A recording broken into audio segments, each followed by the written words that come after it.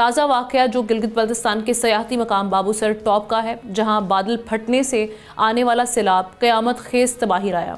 8 गाड़ियां बह गई हैं, 4 सयाह जाँ बहक हुए हैं, जबकि 15 अब भी लापता हैं, मिसिंग हैं।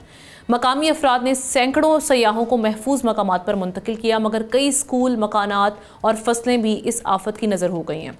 दूसरी जानिब कराकोरम हाईवे का एक हिस्सा भी शदीद मुतासर हुआ है। सिर्फ गिलगित बल्तिस्तान ही नहीं, पूरे मुल्क की अगर हम मजमूई तौर पर बात करें तो इन बारिशों से 221 अमवात और 800 से ज़ायद मकानात तबाह हो चुके हैं। महकमा मौसमियात ने मज़ीद शदीद बारिशों, लैंड स्लाइडिंग और नदी नालों में तोग़यानी की पेशगोई की है। सयाहों को ये वार्न किया गया है कि वो गैर ज़रूरी सफ़र से गुरेज करें, ख़ास तौर पर पहाड़ी और दरियाई इलाकों में। दूसरी जानिब अगर हम पाकिस्तान की सूरत हाल के अलावा दुनिया भर की सूरत हाल की बात करें तो चाइना में भी इस वक्त वेफा नामी तूफ़ान ने क़यामत ढाई हुई है। विंड स्टॉर्म, तेज़ हवाओं और मूसलाधार बारिशों के अलर्ट्स जारी कर दिए गए हैं। लेकिन सवाल ये कि क्या ये जो मौसमी आफात हैं कुदरत की आखिरी वार्निंग है कि हम अपने इज्तिमाई तर्ज़ ज़िंदगी और हुकूमती पॉलिसीज़ पर नज़रसानी करें, वरना तबाही इससे कहीं ज़्यादा होगी।